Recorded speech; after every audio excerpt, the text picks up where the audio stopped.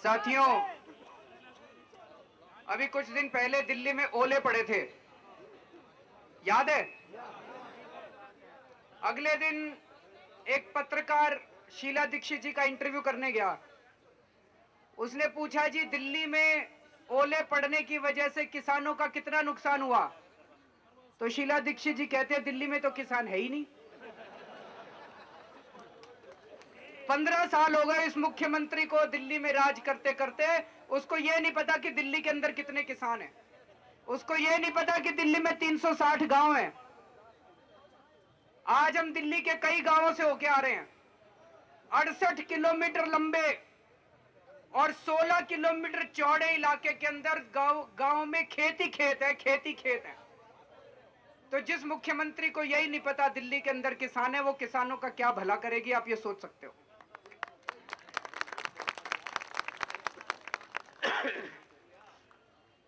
आप सब लोगों को पता है कि पिछले 2 साल से अन्ना हजारे जी के नेतृत्व में भ्रष्टाचार के खिलाफ आंदोलन चल रहा था। क्या मांग रहे थे हम लोग?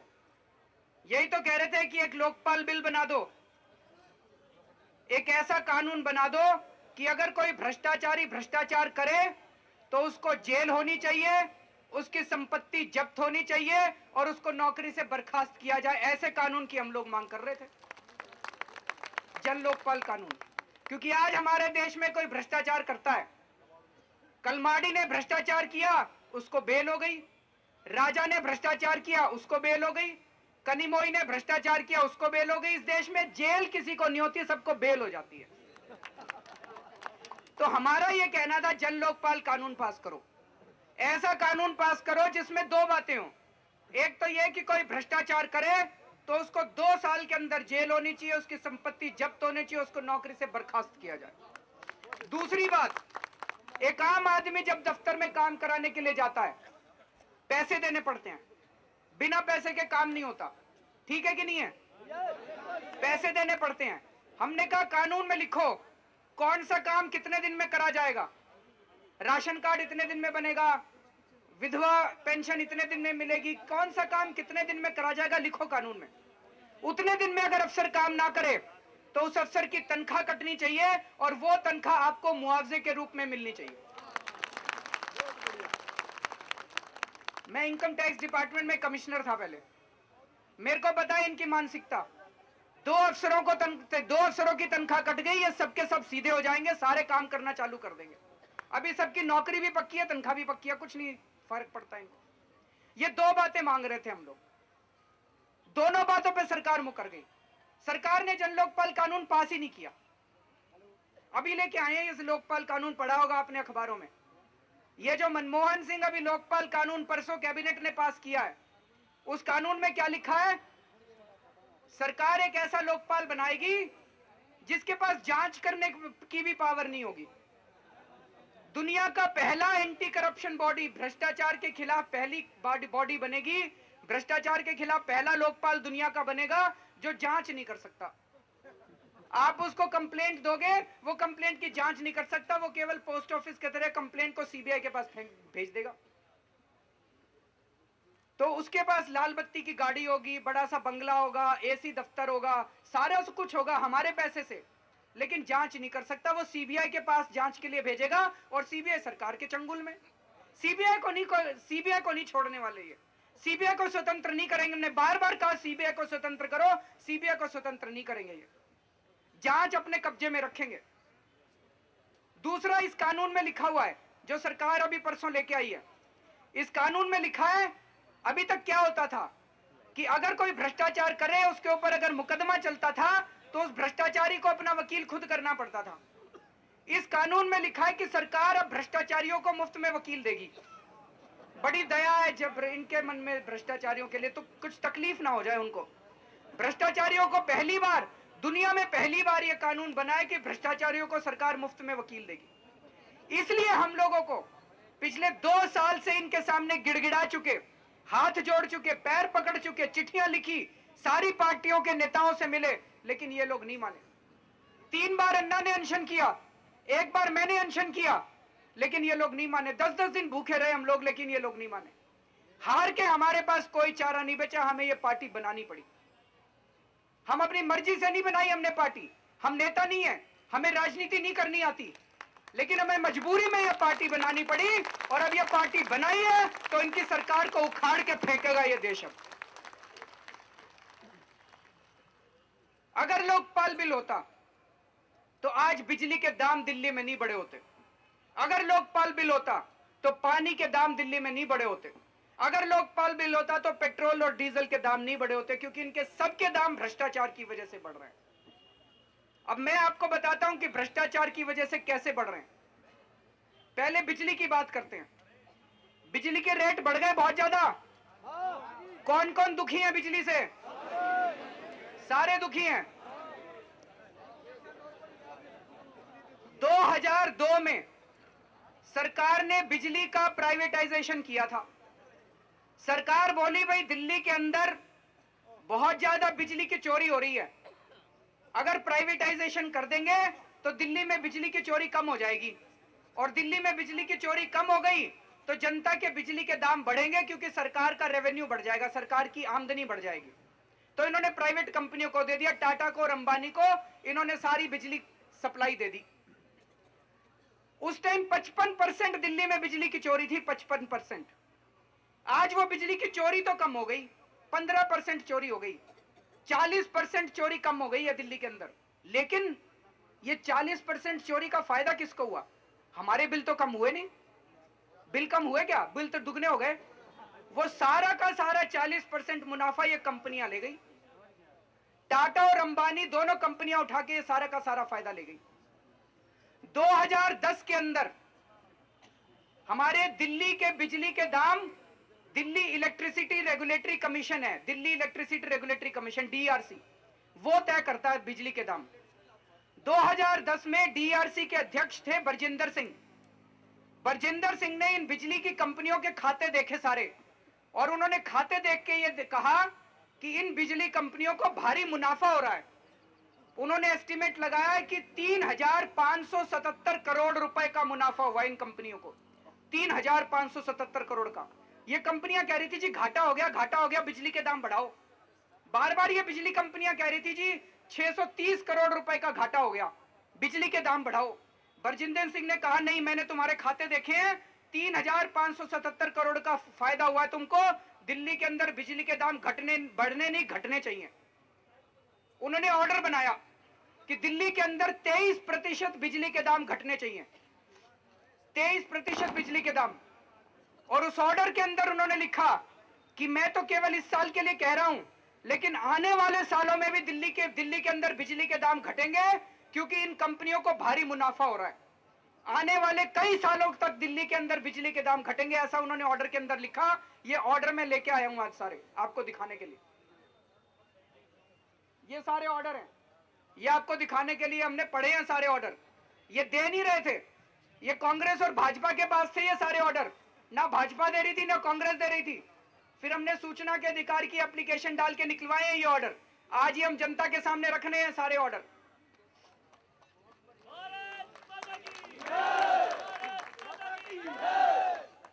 तो उन्होंने ऑर्डर बनाया कि दिल्ली के अंदर बिजली के दाम कम होने चाहिए थे।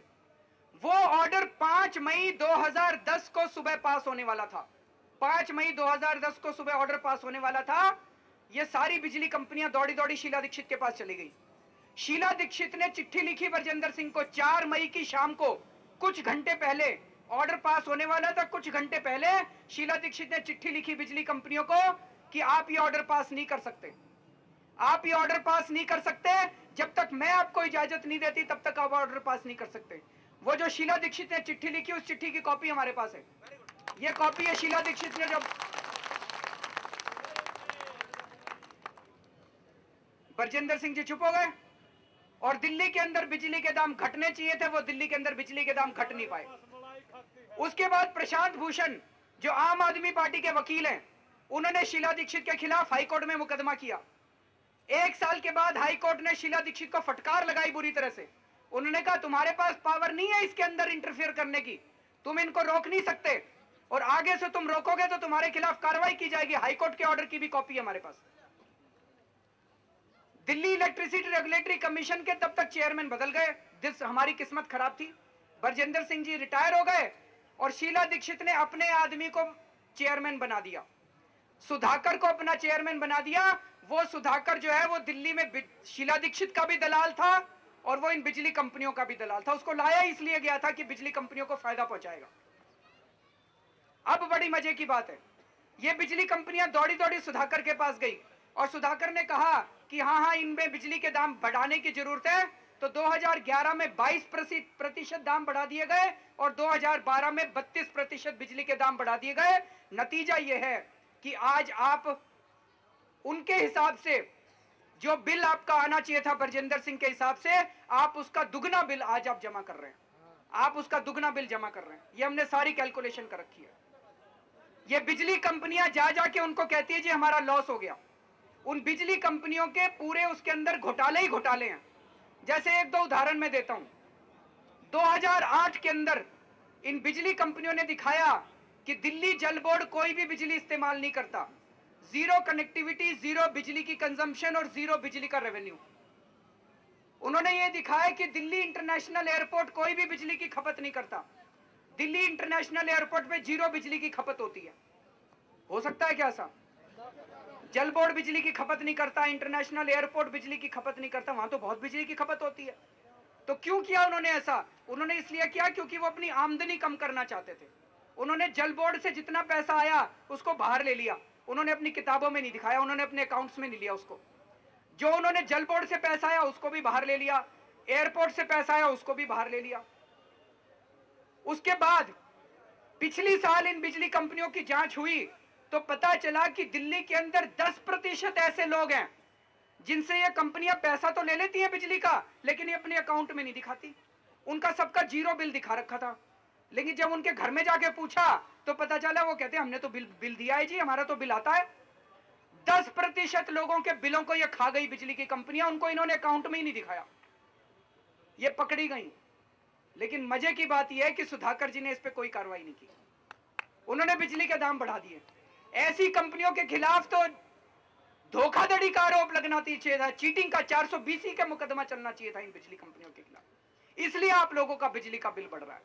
ये हमें समझना पड़ेगा कि ये बिजली का बिल इसलिए बढ़ रहा है क्योंकि शीला दीक्षित ने ऐसे आदमी को चेयरमैन बना रखा है जो कि इन कंपनियों का दलाल है और जो शीला दीक्षित का दलाल है। जब 2010 के अंदर बिजली के दाम कम होने वाले थे तो शीला दीक्षित ने उस ऑर्डर को रुकवा दिया। अब जब पूरी दिल्ली की जनता त्राही त्राही कर रही है बिजली की वजह से, बिजली के दाम की वजह से, तो शीला दीक्षित कहती है मैं क्या करूंगा, तो डीआरसी करेगा, मेरी तो चलती नहीं है। जब बिजली के दाम कम होते हैं तो तुम्हारी चलती है, जब बिजली के दाम ज्यादा होते हैं तो तुम्हारी चलती नहीं है। और अगर तुम्हारी नहीं चलती है, अगर तुम बिजली के दाम कम नहीं करवा सकते तो मुख्यमंत्री किस लिए बैठे हो? इस्तीफा दे दो फिर।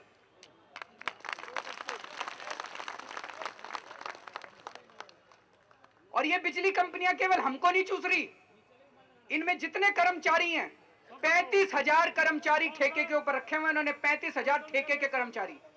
उनके पास में गया था, बेचारे बहुत गरीब लोग हैं, झुग्गियों में रहते हैं इनके लेबर। एक एक लेबर बताता है हमसे 8,000 रुपए पे दस्तखत कराते हैं लेकिन 3,000 रुपए देते हैं हमको, 40,000 और 9,000 देते हैं। वो कह रहे हैं 9,000 रुपए पे दस्तखत कराते हैं और 3,000 रुपए उनको देते हैं। 40,000 पर दस्तखत, 8,000, 9,000 देते हैं। गरीब आदमियों का भी खून चूस रही है बिजली कंपनियां। और ये सारा पैसा अनिल अंबानी की कंपनियां, ये अनिल अंबानी की 2 कंपनियां, ये सारा पैसा क्या करता है अनिल अंबानी? सारा पैसा उठा के स्विस बैंकों के अंदर ले जाता है। आपने देखा था, मैंने इनके स्विस बैंकों का अकाउंट का खुलासा किया था, देखा था टीवी के अंदर। अभी आज मैं आपको इनके स्विस बैंकों के अकाउंट के नंबर बताऊंगा, मैं नंबर लेके आया हूं आज।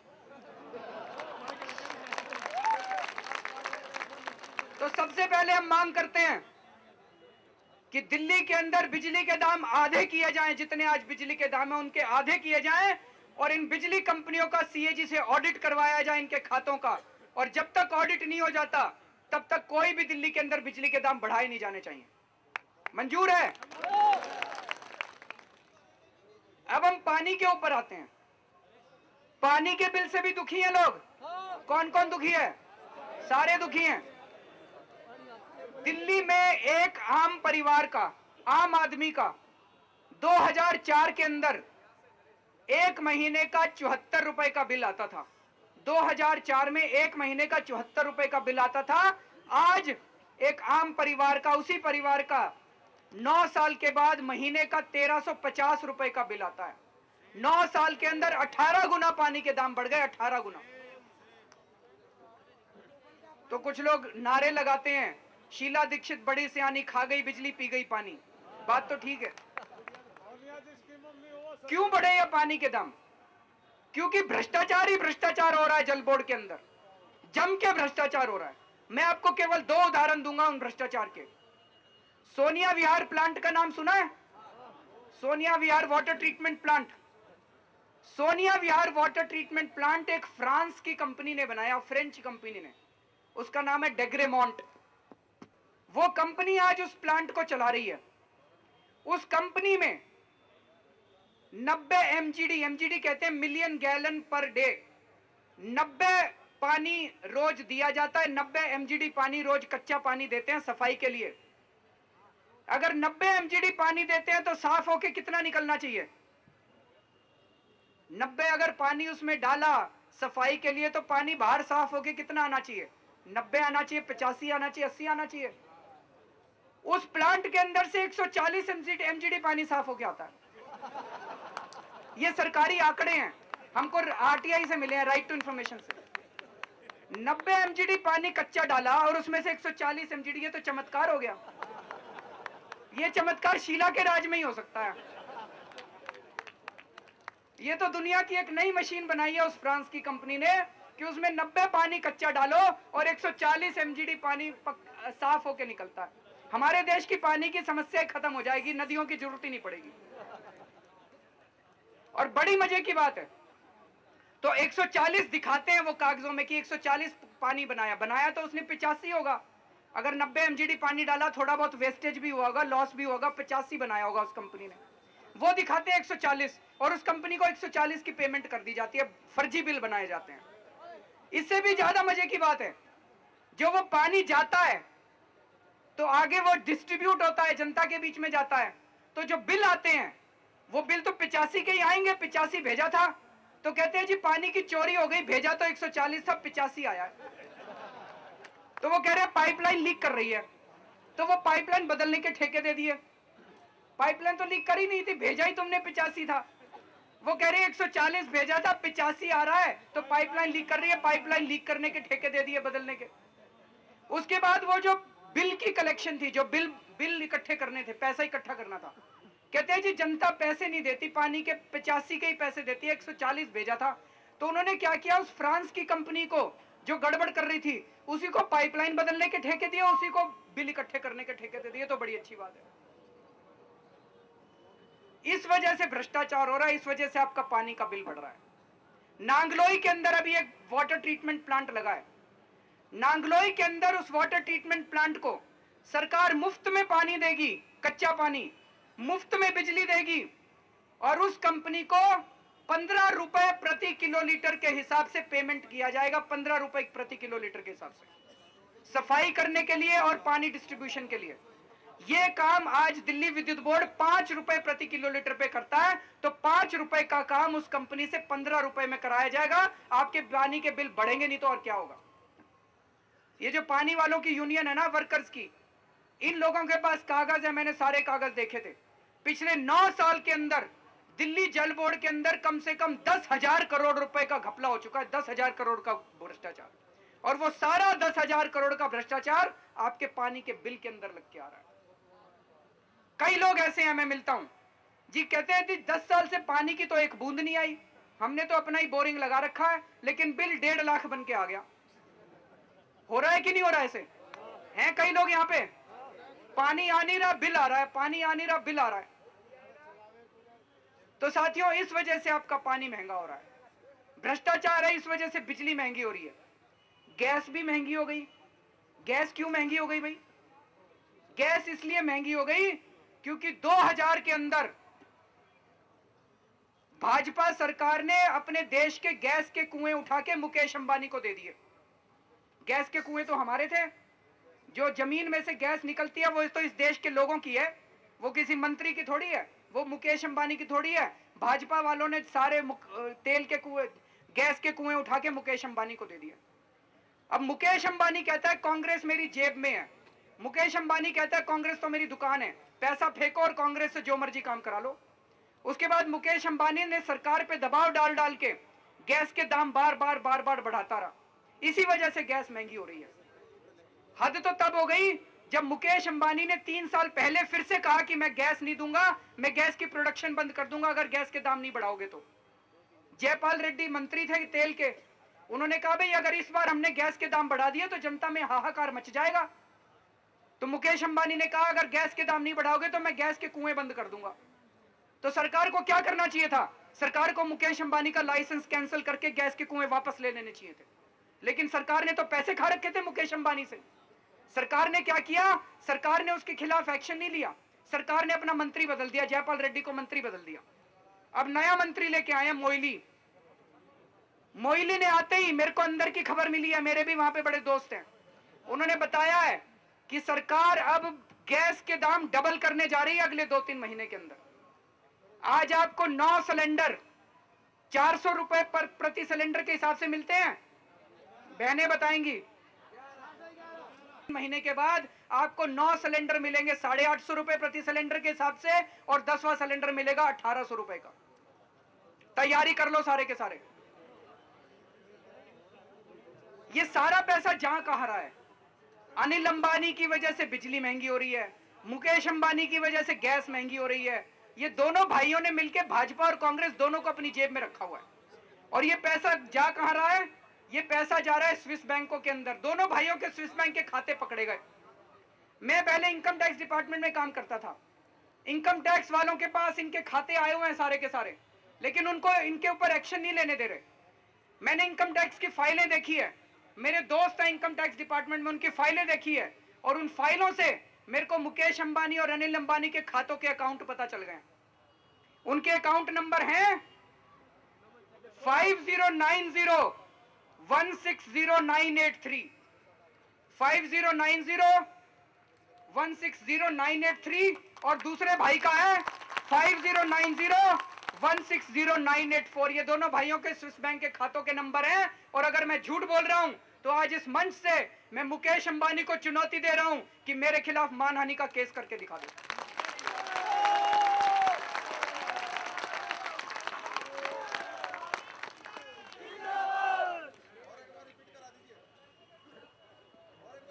अब सबसे बड़ा मुद्दा ये उठता है कि करना क्या है? हैं जी? नंबर दोबारा बता दूं? नंबर दोबारा नोट कर लो भाई, 5090160983। ये इन दोनों भाइयों का मिक्स हो गया। मेरे को ये नहीं पता अनिल का कौन सा है, मुकेश का कौन सा, नहीं तो वो कर देगा मानहानि मेरे खिलाफ। ये मेरे को ये याद नहीं है कौन सा किसका है। 5090160983 और दूसरे भाई का है 5090160984। ये दोनों खाते हैं इन भाइयों के। जब मैंने ये खातों का खुलासा 9 नवंबर को किया तो मुकेश अंबानी ने सारे टीवी चैनलों को नोटिस भेज दिया। ये टीवी चैनलों ने बेचारों ने मेरी प्रेस कॉन्फ्रेंस दिखाई थी लाइव, ताकि जनता को पता चल सके। तो मुकेश अंबानी ने मेरे को नोटिस नहीं भेजा, इन टीवी चैनल वालों को नोटिस भेज दिया कि माफी मांगो। इनका क्या कसूर है? मेरा कसूर है। मैंने हिम्मत की है। तुम्हारे में हिम्मत है तो मेरे खिलाफ एक्शन लेके दिखाओ।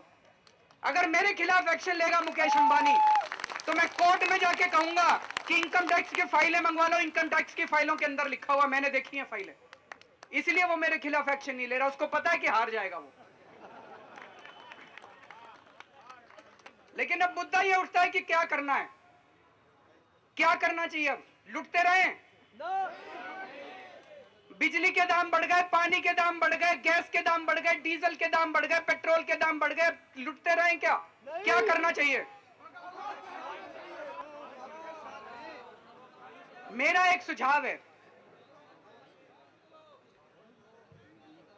सरकार को तो उखाड़ के फेंका ही जाएगा, लेकिन तब तक इंतजार नहीं करने वाले, वो तो नवंबर में होएगा।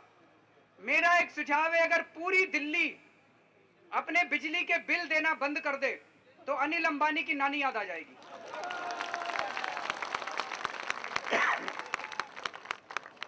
पूरी दिल्ली अगर बिजली के बिल देना बंद कर दे, ये इन्होंने कहा बिजली काट देंगे, वो मीटर का कनेक्शन काट देंगे, वो पेनल्टी लगा देंगे, ब्याज लगा देंगे, क्या करें फिर? वो कह रहा डंडा लेके लठ मार के भगाने पड़ेंगे, सारा देश लूट लिया। तो मेरा एक, जो लोग, अगर आप बिजली का कनेक्शन काट के जाएं वो, तो फिर से जोड़ लो भाई। अगर सारी दिल्ली है, ये प्रतिज्ञा कर ले अगर सारी दिल्ली की, भाई अगर वो बिजली काट, बिजली हमारी है, पहले ये हमें समझना पड़ेगा। गैस हमारी है, गैस मुकेश अंबानी की नहीं है, बिजली हमारी है, बिजली अनिल अंबानी की नहीं है। अनिल अंबानी चौधरी बन के बैठ गया, बिजली हमारी है। अनिल अंबानी से अब छुटकारा दिलाना पड़ेगा दिल्ली के बिजली विभाग को। अब वो तभी होगा जब जनता खड़ी होगी, लेकिन लोगों को डर लग रहा है, बिजली काट गए तो, छापा मार दिया तो अगर बिजली काट के चले जाए तो मेरे को बता देना, मैं आके बिजली जोड़ दूंगा। जेल में जाऊंगा, मैं फोटो खींच लूंगा और पुलिस वालों को कह दूंगा जी मेरी मैंने जोड़ा था, इनको मत कुछ करो। मैंने जोड़ी थी, मैं 2-3 जगह गया था, बिजली जोड़ी थी मैंने, बिजली मैं जोड़ूंगा, जेल में जाऊंगा, लेकिन आपके ऊपर ब्याज लगेगा, पेनल्टी लगेगी, वो आपको भुगतना पड़ेगा।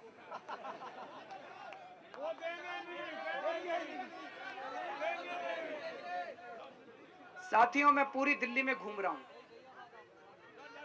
हम लोगों ने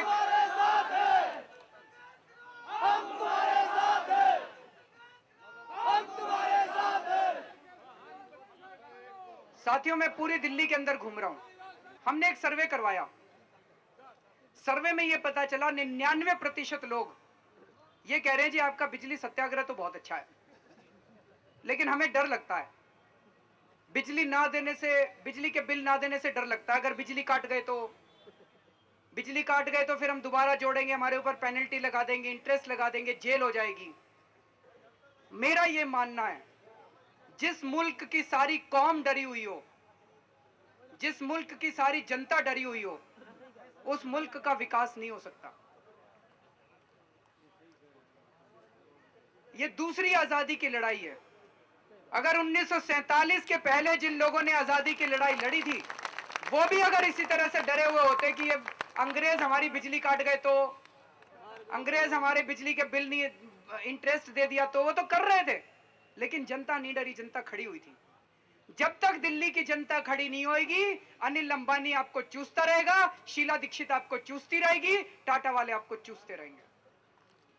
इसलिए सबसे बड़ा चैलेंज मेरे सामने ये है, मेरे सामने चैलेंज, चुनौती ये नहीं है कि दिल्ली की सरकार को उखाड़ के फेंकना है, दिल्ली की सरकार तो जाएगी ही जाएगी। मेरे सामने सबसे बड़ी चुनौती ये है कि इस देश की जनता जो डरी हुई है, उसके मन के डर को कैसे निकाला जाए, इस पूरे देश की जनता को खड़ा कैसे किया जाए, इस पूरे देश की जनता को किस तरह से शीला दीक्षित, टाटा और अंबानी के खिलाफ खड़ा कैसे किया जाए।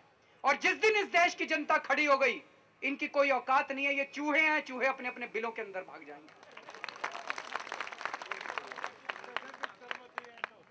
मेरा तो एक ही मानना है, अनिल अंबानी से नहीं डरता मैं, शीला दीक्षित से नहीं डरता, एक ही आदमी से डरता हूं मैं, नीली छतरी वाले से डरता हूं। डरना है तो नीली छतरी वाले से डरो। ये अनिल अंबानी से और शीला दीक्षित से डर डर के कब तक जियोगे आप? तो जो लोग अपने बिजली के बिल ना देने के लिए तैयार हो, जरा हाथ खड़े करो, कौन कौन बिजली के बिल नहीं देगा? सोच समझ के करना। वो बिजली काट के जाएंगे जेल, कौन कौन जाएगा?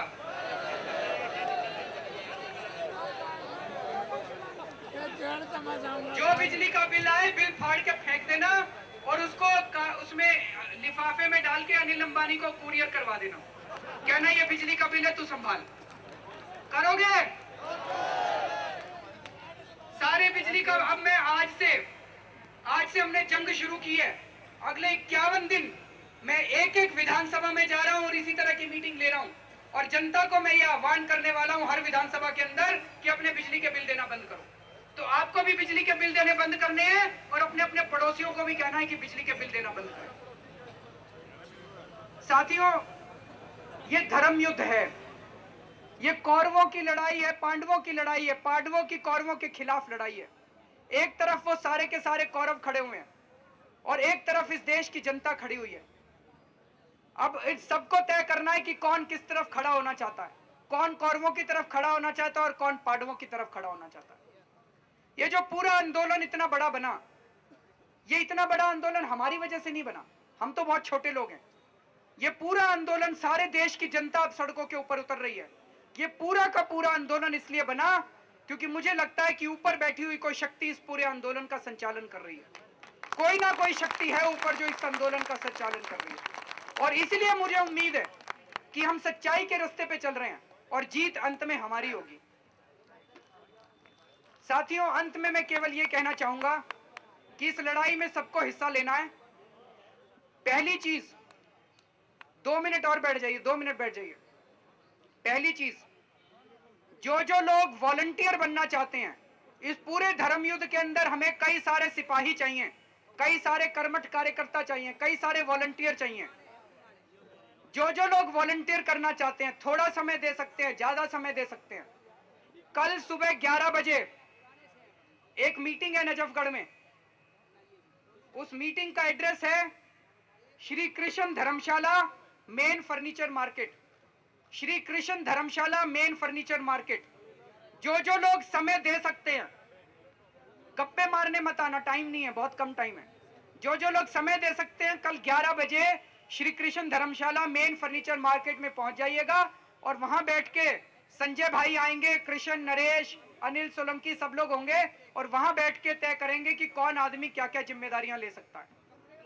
दूसरी चीज, ये सारे कह रहे हैं कि चुनाव लड़ोगे तो पैसा कहां से आएगा, चुनाव लड़ोगे तो पैसा कहां से आएगा। अभी मैं देख रहा था कि 3-4 लाख रुपए तो आज ही सभा में इकट्ठे हो गए हैं।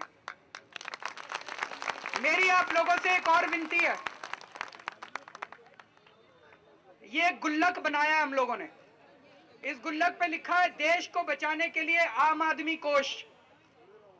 ये वहां पे जो स्टॉल लगी हुई है, वहां पे ये गुल्लक मिल रहा है। वहां से खरीद के अपने अपने घर में ये गुल्लक लेके जाना और रोज भगवान के नाम के इसके कुछ पैसे डाल देना इस आंदोलन के लिए। इससे चुनाव लड़ेंगे। ये जो कह रहे हैं चुनाव कैसे लड़ोगे, इस गुल्लक के पैसों से हम चुनाव लड़ेंगे, आम आदमी के पैसों से चुनाव लड़ेंगे। रोज धर्म के नाम के, भगवान के नाम के पैसे निकाल के इस गुल्लक में डाल देना। देशभक्ति से बड़ी कोई भक्ति नहीं होती। मंदिर जाते हो, मस्जिद जाते हो, गिरजा जाते हो, वहां जाओगे, वहां तो जाओ, लेकिन वहां से ज्यादा पुण्य लगेगा अगर आप देशभक्ति की इस पूरी मुहिम के साथ जुड़ोगे। सबसे बड़ा धर्म देश धर्म है। ये जो चद्दर घुमाई थी, इस चद्दर के पारदर्शिता के लिए हम बता दें, इस चद्दर से 44,297 रुपए आए हैं। 44,297 रुपए आए हैं। और हमारी पार्टी, जितने पैसे हमारे पास आते हैं, वो सारे पैसों का हिसाब किताब हम अपनी वेबसाइट पे डाल देते हैं। आप हमारी वेबसाइट पे जाके देख लेना। और हम कांग्रेस और भाजपा को चैलेंज करते हैं, चुनौती देते हैं, तुम्हारे में हिम्मत है तो तुम्हारे को जितना चंदा मिलता है तुम भी अपनी वेबसाइट पे डाल के बताओ कि तुमको कितना चंदा मिला, किसने कितना चंदा दिया, हिम्मत है तो बताओ, हम तो बताते हैं। मेरे पास अभी 10 दिन पहले एक आदमी आया रात को, कहता है जी आप बहुत अच्छा काम कर रहे हो, मैं पूरी तरह से आपके साथ हूं, मैं 10 करोड़ रुपए का चंदा आपको देना चाहता हूं, लेकिन मेरा नाम कहीं नहीं आना चाहिए, नहीं तो ये सरकार मेरा धंधा बंद करा देगी। उनको पता चल गया मैं अरविंद केजरीवाल के साथ जुड़ गया। तो मैंने उनको कहा जी मैं आपकी भावना की कद्र करता हूं, लेकिन नाम तो आपका आएगा, हम कल ही वेबसाइट के ऊपर डालेंगे। हम कोई भी पैसा ऐसा नहीं लेंगे जो छुप के लेंगे। एक एक रुपए का हिसाब आज हमारी वेबसाइट के ऊपर जाके देख लो, एक एक रुपए का हिसाब आपको हमारी वेबसाइट के ऊपर मिल जाएगा। दूसरी चीज, यहां पे आपको समर्थन बोर्ड मिलेगा एक, ये भी कुछ भाई दिखा रहे थे, वो समर्थन बोर्ड, ये समर्थन बोर्ड है। जो लोग पार्टी का समर्थन करते हैं, आम आदमी पार्टी का समर्थन करते हैं, जो लोग कांग्रेस और भाजपा को इस बार हराना चाहते हैं, वो यहां से बोर्ड खरीद के ले जाएं और अपने अपने घरों के ऊपर चौड़ी छाती करके दिखाएं कि अब हमने हटा दिया। ज्यादा से ज्यादा लोग, आप एक एक बोर्ड नहीं 10-10 बोर्ड लेके जाना और पड़ोसियों के भी लगवा देना। इन भाजपा और कांग्रेस वालों को पता चलेगा कि हर घर के ऊपर ये समर्थन बोर्ड लग गया आम आदमी पार्टी का। कौन कौन लेके जाएगा समर्थन बोर्ड? भूल मत जाना, जाने से पहले यहाँ पे 10-10 बोर्ड एक एक आदमी लेके जाएगा। और अंतिम चीज, यहाँ पे पर्चे हैं बहुत सारे जो आज मैंने खुलासे किए हैं, गैस का, बिजली का, पानी का। हमने एक पर्चा बनाया इसका, ये पर्चे भी खूब सारे ले जाना, यहाँ से वो फ्री में मिल रहे हैं। और वहां पे आप पर्चे बांटना, अपने दोस्तों को बुलाना, अपने घरों में दोस्तों को बुलाना, अपने घर में चाय पार्टी रखना और इस पर्चे के ऊपर चर्चा करके पूरे देश, पूरी दिल्ली को बता दो कि किस तरह से भ्रष्टाचार हो रहा है। साथियों, ये लोग कह रहे हैं कि हम राजनीति कर रहे हैं, हम तो अब चुनाव में आ रहे हैं इसलिए कर रहे हैं। हमने भी राजनीति करनी चालू कर दी। हाँ, हम राजनीति कर रहे हैं, हम मानते हैं हम राजनीति कर रहे हैं। लेकिन तुम लोग अंबानी की राजनीति करते हो, हम लोग जनता की राजनीति करते हैं। तुम लोग बेईमानी की राजनीति करते हो, हम ईमानदारी की राजनीति करते हैं। तुम अपराध की राजनीति करते हो, हम सच्चाई की राजनीति कर रहे हैं। हम तुमको सिखाएंगे कि राजनीति होती क्या है। हाँ, हम राजनीति कर रहे हैं, हम जनता की राजनीति कर रहे हैं।